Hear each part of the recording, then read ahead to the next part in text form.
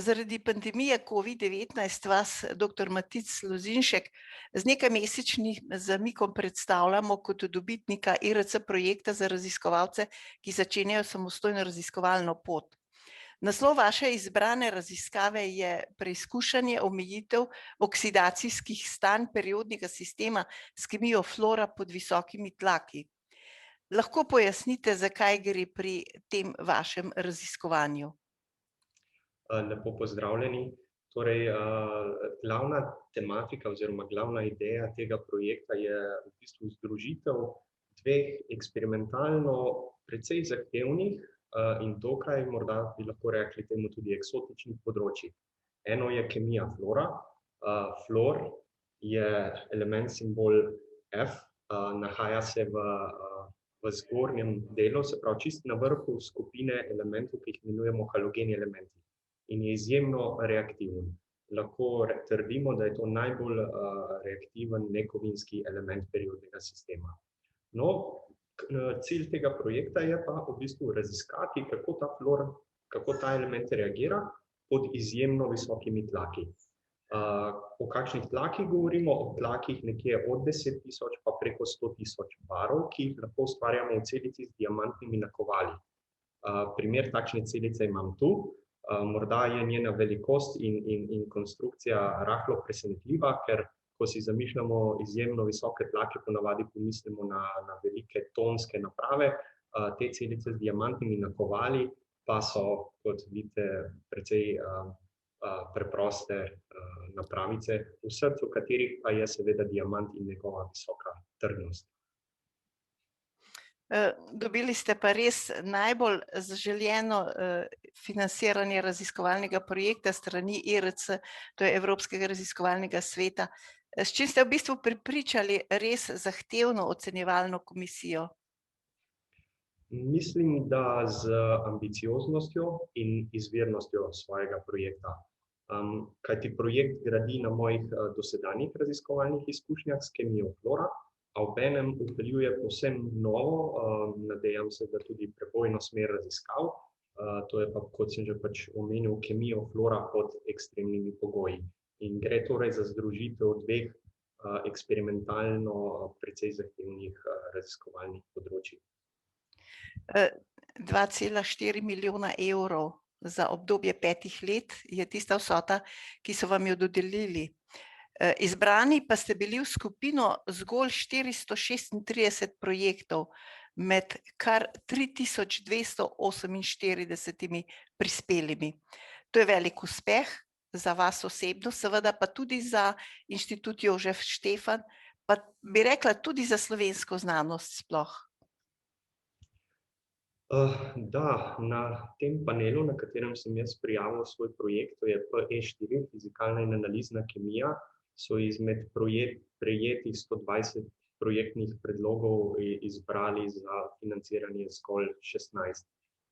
In ta predlog je eden izmed teh.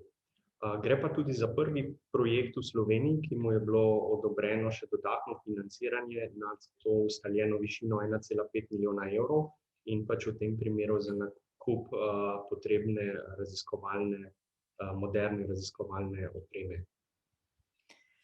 No, projekt, ki jih odobri Evropski raziskovalni svet oziroma IRC, so praviloma bazične narave. Raziskovalci pa vendarle izražajo neko željo ali misel, da utegne dosežek njihove raziskave le nekako koristiti tudi širši znanstveni skupnosti, denimo. Morda tudi pripeljati do spremembe znanstvene paradigme.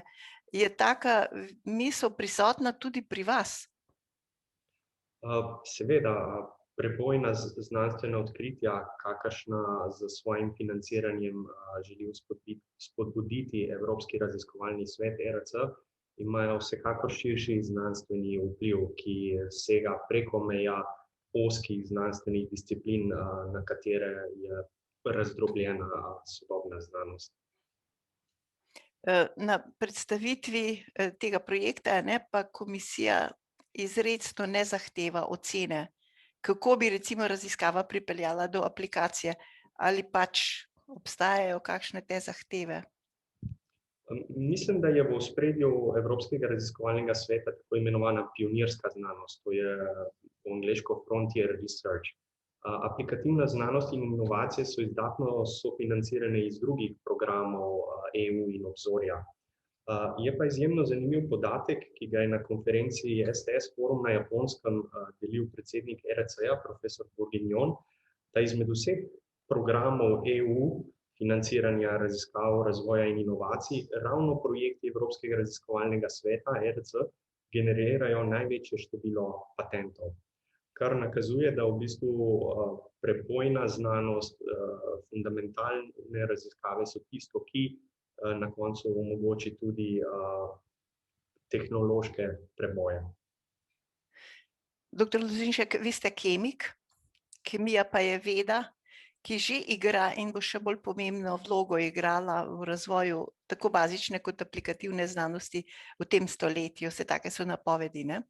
Vedno bolj se povezuje z drugimi vedami, kot recimo fiziko, medicino, biologijo, informatiko, tudi ne nazadnje matematiko, da bi skupaj z novimi metodami prišli do bistva dogajanja na molekularni ravni. Kako gledate na ta razvoj?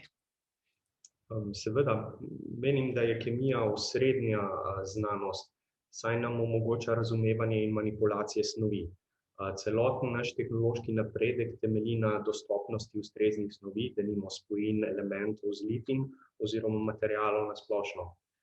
Kemija je tako prepletena s številnimi drugimi področji in je soodgovorna za razvoj teh novih tehnologij, čeprav to morda na prvi pogled ni ravno očitno. Prej ste povedali, a ne, na začetku, da se ukvarjate s fluorom, fluor preiskujete.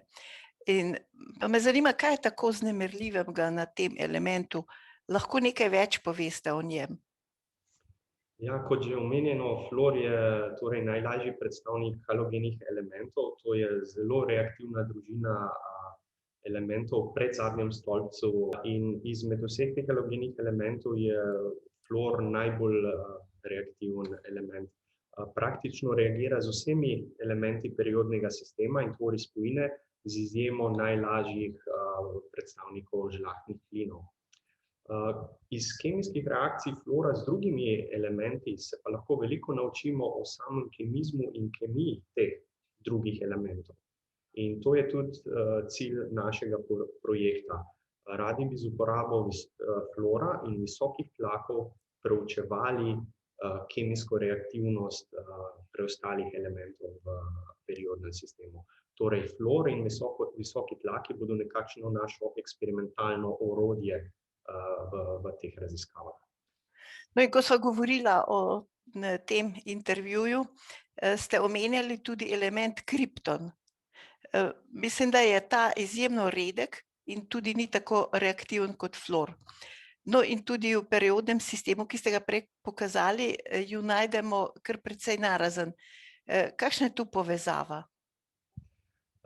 Drži, kripton je pa najlažji predstavnik žlahtnih plinov, ki še tvori spojine, oziroma ki jih je mogoče izolirati v makroskopskih količinah. Torej, kripton je izjemno nereaktiven element. Vendar pa kemija kriptona, ki je precej omejena, pa je prepletena s kemijo fluora. Saj je fluor edini element, s katerim ta žlahtni plin reagira in to je potem ta reakcija med kriptonom in fluorom je potem osnova za vse nadaljnje raziskovanje kemije kriptona. Kemija kriptona me zanima že iz časa doktorskega študija dalje in se ji bomo deloma posvetili tudi v tem projektu.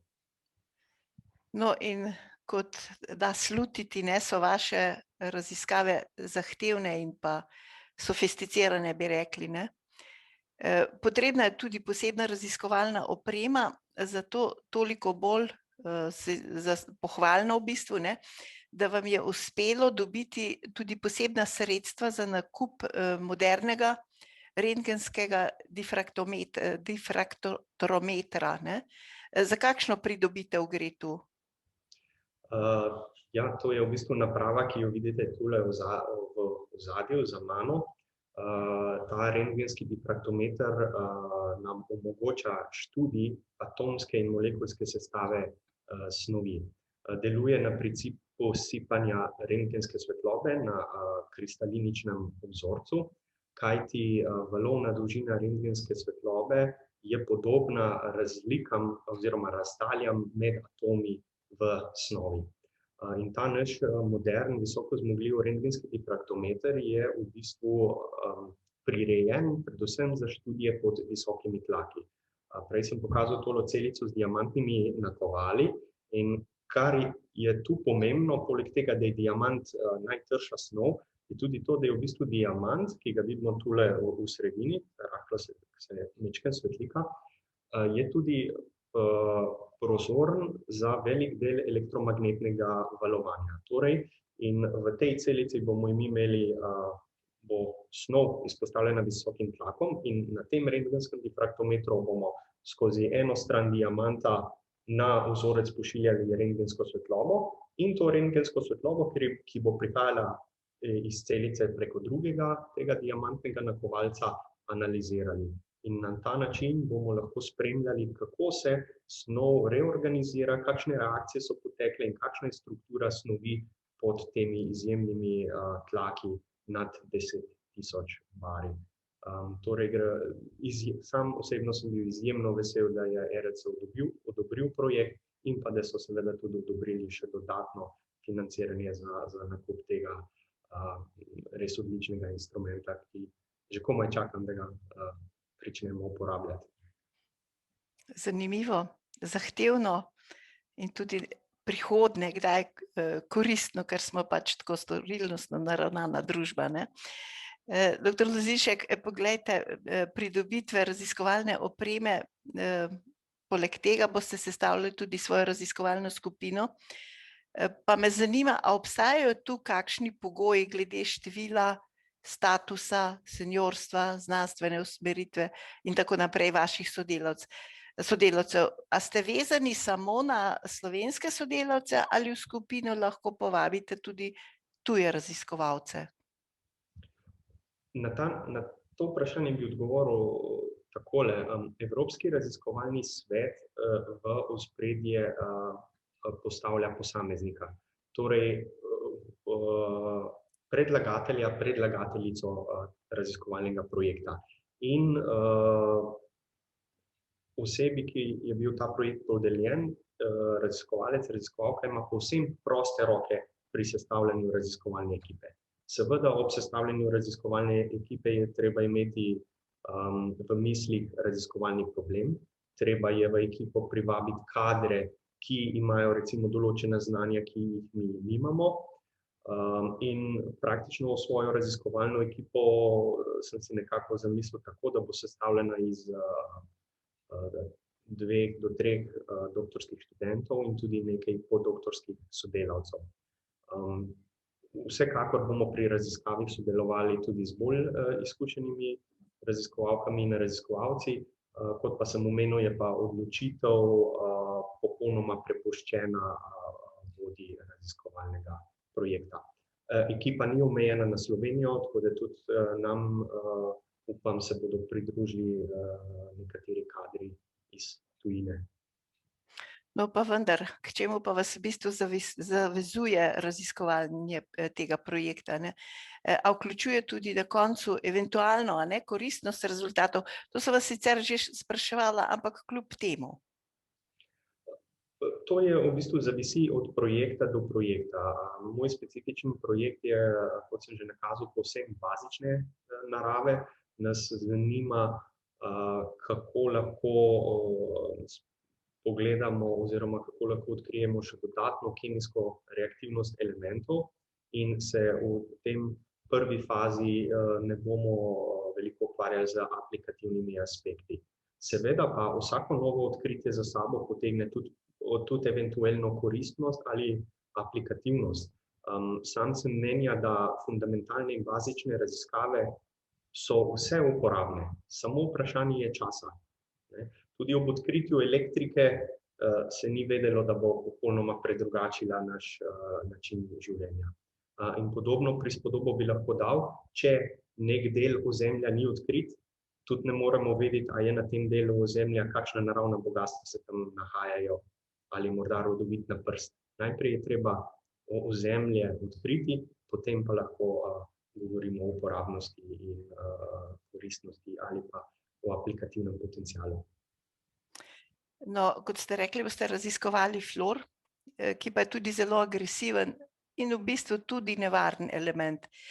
No, o njegovi koristnosti in škodljivosti za organizem pa se tudi v različnih nasvetih veliko razpravlja, ne. Samo če omeniva vsebnost flora v zobnih pastah, ne, kaj lahko vi rečete o tem?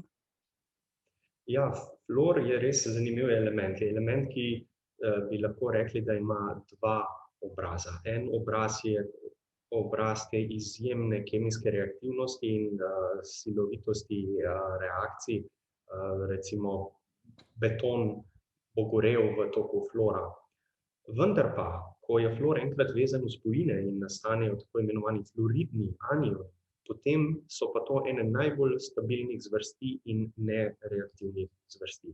Torej, flor kot element je izjemno reaktiven, florove spojine so pa ponavadi ravno obratne, so izjemno nereaktivne. Samo pomislimo recimo na teflon, ki ga vsi poznamo iz kuhinjskih ponov ali pa morda iz membran vodoodbojnih oblačil, vendar pa je teflon tudi izjemno uporabljen material v industriji, kajti po svoji nereaktivnosti praktično se z njim ne more kosati noben drug material. Tu bi pa omenil še tudi zanimivost, da je skoraj 1/3 vseh novo registriranih zdravilnih učinkovin, torej spojin, ki jih uporabljamo kot zdravila, ima v svoji strukturi vsaj en fluorov atom. Torej, res tu se spet kaže ta dva obraza flora, izjemna reaktivnost, pa po drugi strani tudi izjemna stabilnost in celo vpletenost flora v medicini. Kaj pa je vas v bistvu pritegnilo, da ste se začeli s florom ukvarjati? Mene je na to področje pritegnila v bistvu eksperimentalna zahtevnost in zanimivost samega eksperimentalnega dela. S kemijo flora sem se prvič srečal kot študent na Fakulteti za kemijo in kemijsko tehnologijo, ko sem na Inštitutu Jožef Stefan pod mentorstvom profesor dr. Borisa Žembe opravljal svojo študentsko prakso. No, in potem me je pač ta kemija, če smem tako reči, zasvojila in sem pri profesorju Žembi opravil tudi diplomsko delo in nato še doktorsko delo. Tudi podoktorsko sem se izpopolnjeval v Kanadi na tem področju, tako da in sedaj EDC projekt je tudi na kemiji flora, tako da ta element me je zagrabil in še vas spremlja, ne, skozi, ne. Poglejte, raziskovalci ob obsežnem opusu znanja, kar ga vi definitivno imate, ne, pač recimo o nekem problemu, v našem primeru problemu flora, vedno iščete tisto več v reševanju nekaterih vprašanj, bodisi temeljnega razumevanja ali pa aplikativnih rešitev. Pa me zanima, kako poteka tak kognitivni proces, kako se vam porodi ideja, kakšno vlogo ima pri tem neko timsko delo, udeležba na mednarodnih konferencah, razprave z raziskovalci, seveda ne samo domačih, ampak tudi drugih okolij. Vse, kar ste našteli, je po mojem mnenju izjemno pomembno in pripomore k tem novim idejam, k kreativnosti, ki žene raziskovalno delo. Zase lahko povem, da pač v mojem primeru mi izjemno veliko da branje literature, in to v bolj širšem smislu, ne samo tiste ozke discipline, samo tistega ozkega področja, ki ga nek raziskovalec, raziskovalka trenutno raziskuje, ampak nekoliko širše. In to pride do izraza tudi na udeležbi na raznih konferencah in poletnih šolah, kjer si kot raziskovalec izpostavljen temu prepihu znanstvenih idej. Torej, seznaniš se z napredkom na drugih področjih, z določenimi odkritji, o katerih o katerih praktično pred tem nisi vedel popolnoma nič, in to je tisto, ki potem privede do neke takšne prebojne ideje, ki je potrebna za projekt Evropskega raziskovalnega sveta. Sam, kot smo že v prejšnjem vprašanju se dotaknili, se ukvarjam s kemijo klora, za kemijo pod ekstremnimi pogoji, torej raziskave pod visokimi tlaki, predvsem z uporabo rentgenske kristalografije, kar nam bo omogočil tale inštrument. Sam sem pa se s tem spoznal na udeležbi na poletnih šolah in konferencah na tematiko rentgenske kristalografije. In tako je počasi se porodila ta ideja, da bi bilo izjemno zanimivo združiti ta dva področja. Torej, če lahko še enkrat povzamem, izjemno pomembno se mi zdi, da smo raziskovalci in raziskovalke na prepihu idej, da pogledamo preko plota, torej preko teh svojih omejitev teh svojih področij in ozkih disciplin. Kako pa vi dojemate znanost danes, ne? Razvoj vseh področij je izjemno hiter, od znanosti se veliko tudi pričakuje, vse to je bilo očitno predvsem zadnje leto, ne? Znanstvene vede so tudi vedno bolj prepletene, tudi konkurenca med vami znanstveniki postaja, bomo rekli, kar včasih neizprosna. Lahko take razmere vplivajo kot spodbuda ali pa lahko zavirajo recimo ideje in pa dosežke? Menim, da odgovor na to vprašanje ni enoznačen. Zaradi hitrega razvoja in napredka znanosti je vsekakor vznemirljivo delovati na tem področju in biti del vsega tega. Vendar pa nezadostno financiranje, zastarela infrastruktura in neurejene razmere za delo močno zavirajo to dejavnost. Znanost pa s pomembnimi dosežki lahko tudi spreminja paradigmo razumevanja sveta. Kako so taka prizadevanja tudi sprejeta znotraj same znanstvene skupnosti, pa tudi recimo širše javnosti? Torej, moje mnenje je, da je znanost seveda nekoliko konzervativna, previdna in vedno na lovu za alternativnimi, boljšimi ali enostavnejšimi razlagami, kar je seveda pravilno. Nekako velja, da presenetljive oziroma izjemne trditve in odkritja zahtevajo izjemno močne dokaze. Spričo takšnih dokazov pa pride tudi do sprememb paradigem in znanstvenih revolucij. In ravno takšne raziskave so najbolj odmevne v znanstveni skupnosti in širše. Za znanost bi rekel, da je značilno konstantno preizpraševanje in iskanje novih meja in preizkušanje, kaj je mogoče. Katere znanstvene vede pa po vašem danes najbolj vplivajo na razvoj človeštva? Govori se namreč o stoletju biotehnologije, umetne inteligence, posebnih vej medicine, pa nenazadnje tudi kemije. Morda, kot smo že nakazali pri enem izmed prejšnjih vprašanj, jaz menim, da je ravno preplet najrazličnejših, včasih ozko specialnih disciplin tisto, kar žene napredek. Spoznanja na nekem področju omogočijo napredek na včasih precej oddaljenih področjih. Morda se nakazuje, da bodo v prihodnje v ospredju tako imenovane kvantne tehnologije, ampak tudi na tem področju igra kemija svojo vlogo, saj zagotavlja snovi in materiale, v katerih se kvantni pojavi manifestirajo. Vsekakor pa so že izjemno pomembne tudi raziskave in tehnologije, ki nam bodo omogočile preprečiti izčrpavanje naravnega okolja, ki ga povzroča prenaseljenost planeta Zemlja in naš snovno in energetsko potratni življenjski stil. Kaj pa bi recimo tudi v tem kontekstu teh razmislekov svetovali prihodnjim generacijam pri odločitvah za delo znanstvenika? Moj nasvet bi bil razmeroma enostaven.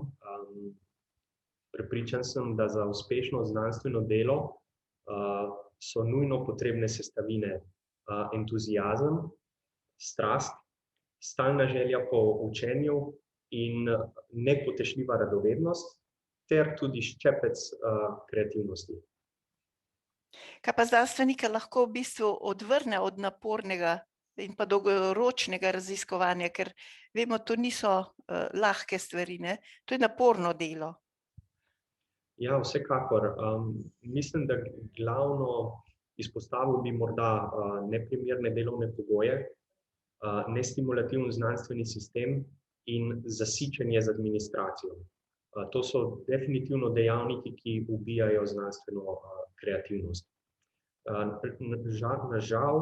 Žal pa veliko mladih talentov niti ne dobi primernih možnosti za znanstveno udejstvovanje in primeren karierni razvoj, znanstveni karierni razvoj zaradi sistemskih pomanjkljivosti in nizkega financiranja tega področja. Še tole me zanima, se vam zdi, da ima znanstveno delo danes res dovolj, recimo, neke veljave, ne?